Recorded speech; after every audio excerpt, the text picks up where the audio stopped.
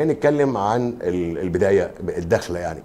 انتوا لما اسستوا الشركه، ما هو اول مشروع تحصلتوا معي؟ انا معلوماتي ان انتوا عندكم 3 مشروعات حتى الان. ممكن حضرتك تقول لي اول مشروع اللي انتوا اسستوا على اساس الشركه كان انهي مشروع بالظبط؟ الحقيقة احنا أسسنا الشركة قبل ما ناخد أول مشروع بحوالي سنة. التأسيس ده كان بناء على إن افتتاح الفرع هنا لغرضين الحقيقة. لمساندة المشاريع بتاعتنا والإدارة في المملكة، وتاني حاجة إيجاد الفرص في مصر. بعد سنة تقريبا خدنا أول مشروع بحوالي تقريبا 500 مليون جنيه، كان استثمار عقاري في 10 عمارات كده. وخدنا مشروع ريتيل صغير لا يتعدى يعني 30 مليون، كانت كتجربة بدايات في مصر عشان نعرف سوق الريتيل عامل ازاي. واخيرا وليس اخيرا من حوالي سنة وقعنا مشروع تطوير كورنيش المقطم بحوالي اجمالي العائدات المتوقعة فيه دلوقتي وبعد التغير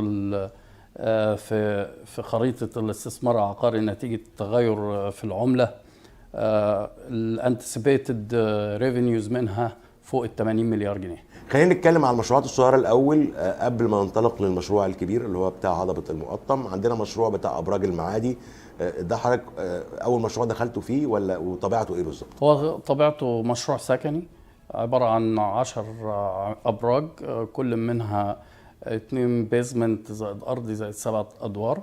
ده مشروع سكني بالكامل. ابتدينا في التصميمات بتاعته وحاليا هنبتدي في التنفيذ بتاعه. لسه ده اللي حضرتك ده حجم تكلفته قد ايه؟ استثماراته قد ايه؟ حجم تكلفته حوالي التكلفة الإنشائية حوالي 300 مليون جنيه، واجمالي العائدات المتوقعه فوق ال 600. فوق 600. وده في مرحله البناء دلوقتي ولا في مرحله ايه بالظبط؟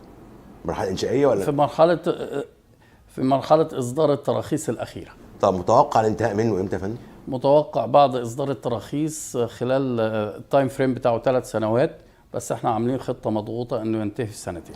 طيب خلينا نتكلم عن المشروع الصغير مرة تانية عشان نتكلم عن هيكل تمويله قبل ما نخش على المشروع الكبير اللي هو البريما دونا بتاعتكم اللي هو هضبة المقطم زي ما بيقولوا يعني. المشروع الصغير ده هيكل تمويله عامل ازاي؟ بيتم تمويله ازاي؟ مشروع الأبراج العشرة أو المجاورة العشرة في المعادي سيتم تمويله بالكامل داخليا من الشركة بدون أي دخل من البنوك. المشروع احنا طالبين تمويل ليه من المملكة حوالي 110 مليون جنيه. احنا شغالين، طبعا القانون يسمح بالبيع على الخريطة او الاوف بلان سيلز يعني، بس احنا حابين نتيجة لتغير اسعار التكلفة بالذات ان احنا نبيع بعد تثبيت اسعار التكلفة. تثبيت اسعار التكلفة هي تقريبا بتمثل تكلفة العنصر الإنشائي في المشروع بالكامل. فاحنا التمويل اللي طالبينه هو من شركتنا في الرياض اللي هو تمويل الهيكل الخرساني بالكامل للمشروع، ومن ثم نبتدي مبيعات. يعني انتوا تحوطا للمرحله اللي احنا فيها دلوقتي انتوا طلبتوا تكلفه مبدئيه للهيكل الخرساني، ثم ومن ثم بعد كده لو لقيت لسه في الاوضاع الاسعار ما استقرتش او التكلفه لسه مش واضحه رايحه لفين بالظبط، ممكن تطلب تمويل تاني عشان قبل ما تبتدي تبيع اوف بلان زي ما بيقولوا. طبعا لان مشكله المطورين حاليا كلها هي في تثبيت سعر البيع، وطالما ثبت سعر البيع مع الاند يوزر انا تكلفتي بتزيد، فاي امباكتس بتبقى على المطور. فاحنا عايزين نحدد الامباكتس دي او نقلل من الريسكس وتبعياتها علينا. طيب المقاول بتاعكم محلي؟ ما انتوا مش هتشتغلوا مقاولات في المشروع ده؟ لا هنشتغل بمقاولين مصريين محليين. طيب ده كلام جميل. نخش على المشروع الثاني، هو المشروع التطوير اللي هو محافظة الجيزة، تطوير الشارع 306.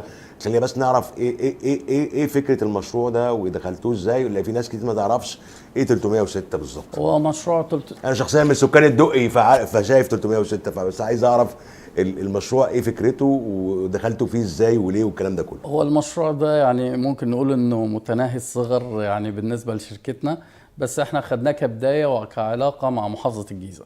الحقيقة اتعرض عليها المشروع منذ ما يقرب من سنة ونص، كاستغلال حق انتفاع الأرض بتاعت مشروع 306. مشروع 306 كان يعني بدأ يقل نجاحه نتيجة عدم المتابعة الجيدة يعني.